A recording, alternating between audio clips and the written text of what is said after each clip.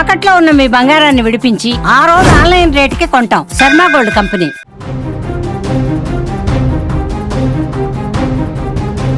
ప్రేమ అన్నాడు, ప్రాణమన్నాడు, నమ్మించి దగ్గరయ్యాడు. కానీ ఆ నమ్మకం వెనుక ఒక క్రూరమైన మృగం దాగి ఉందని ఆ అమాయక విద్యార్థిని ఊహించలేకపోయింది. చదువుకోవలసిన కళాశాల ప్రాంగణమే ఒక నరక కూపంగా మారింది.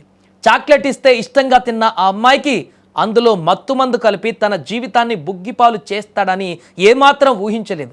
హైదరాబాద్లోని బాచుపల్లిలో వెలుగు చూసిన ఈ షాకింగ్ ఉదాంతం ఇప్పుడు సంచలనం సృష్టిస్తోంది. హైదరాబాద్లోని బాచుపల్లిలోని ఓ ప్రైవేట్ ఇంజనీరింగ్ కళాశాలలో చివరి సంవత్సరం చదువుతున్న సిస్రా ఆశీష్ తనయ్ అనే విద్యార్థి తన తోటి విద్యార్థినితో స్నేహం పెంచుకున్నాడు. అది కాస్త ప్రేమగా మారిందని నమ్మబలికాడు. కానీ ఆ ప్రేమ వెనుక ఒక క్రూరమైనటువంటి ప్లాన్ ఉందని ఆ బాధితురాలు ఊహించలేకపోయింది.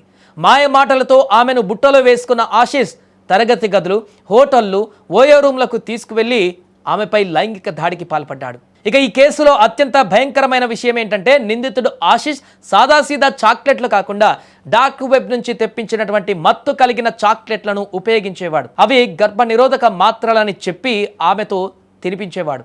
ఆ చాక్లెట్లు తిన్న తర్వాత బాధితురాలు గంటల తరబడి స్పృహ కోల్పోయేదని, ఆ సమయంలో అతడు ఆమెపై అఘాయిత్యానికి పాల్పడేవాడని పోలీసులు గుర్తించారు. కేవలం అత్యాచారంతో ఆశీష్ ఆగలేదు. ఏకాంతంగా ఉన్న సమయంలో తీసిన ఫోటోలు, వీడియోలను సోషల్ మీడియాలో పెడతానని, తల్లిదండ్రులకు పంపుతానని బాధితురాలిని బెదిరించడం మొదలుపెట్టాడు. ఈ విషయాన్ని తన స్నేహితుడు ప్రవీణ్కు కూడా చెప్పాడు. దీంతో ప్రవీణ్ కూడా బాధితురాలిని వేధించడం ప్రారంభించాడు. గత ఏడాది ఫిబ్రవరిలో గండిమైసమ్మ వద్ద ఉన్న ఓ హోటల్కు ఆమెను పిలిపించి ప్రవీణ్ కూడా అత్యాచార యత్నం చేశాడు. అయితే ఆమె అక్కడి నుంచి ప్రాణాలతో బయటపడింది. ఈ నరకం భరించలేక బాధితురాలి తల్లిదండ్రులు కాలేజ్ మేనేజ్మెంట్కు ఫిర్యాదు చేసినా వారు కనీసం పట్టించుకోలేదనే ఆరోపణలు ఇప్పుడు వినిపిస్తున్నాయి. యాజమాన్యం నుంచి ఎలాంటి స్పందన లేకపోవడంతో తీవ్ర మనోవేదనకు గురైన ఆ యువతి శనివారం ఆత్మహత్యాయత్నం చేసింది. దీంతో షాక్కు గురైనటువంటి తల్లిదండ్రులు బాచుపల్లి పోలీసులను ఆశ్రయించారు. బాధితురాలి ఫిర్యాదు మేరకు పోలీసులు ఆశీష్ తనయ్ మరియు ప్రవీణ్లపైన పోక్సో సహా పలు సెక్షన్ల కింద కేసులు నమోదు చేశారు.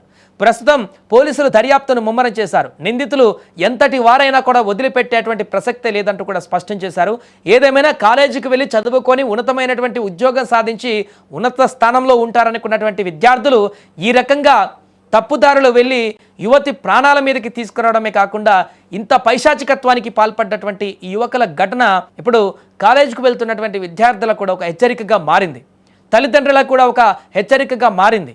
ఈ ఘటన చాలా సీరియస్గా తీసుకోవాలంటూ ఆ యువతి బంధువులు, తల్లిదండ్రులు వారందరూ కూడా తీవ్రంగా ఆగ్రహాన్ని వ్యక్తం చేస్తున్నారు.